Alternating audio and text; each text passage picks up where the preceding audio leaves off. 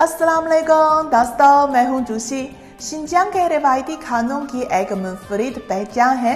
रिवायती खानों के साथ साथ शिनजियांग के फल और खुश्क मेवाजात भी बहुत मशहूर हैं। इन फलों में मुन्नाक अंगूर भी शामिल हैं, तो आइए जूसी के साथ देखें।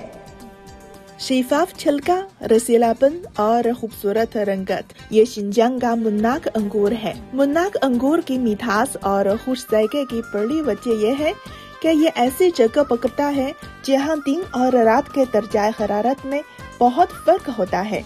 धूप का दौरानिया काफी ज्यादा होता है, लेकिन रात को दर्जाए हरारत कतरे कम हो जाता है। एक मर्तबा जब आप मुन्नाक अंगूर का जायका चखते हैं तो यकीन मानिए ये आपको जायके और मिठास की एक नई दुनिया में ले जाएगा। अगर आप इस मौसम गर्मा में अंगूर की एक मुनफरिद दुनिया देखना चाहते हैं तो यहाँ बाग में खुशामदीद और खूब जी भर कर खाइए।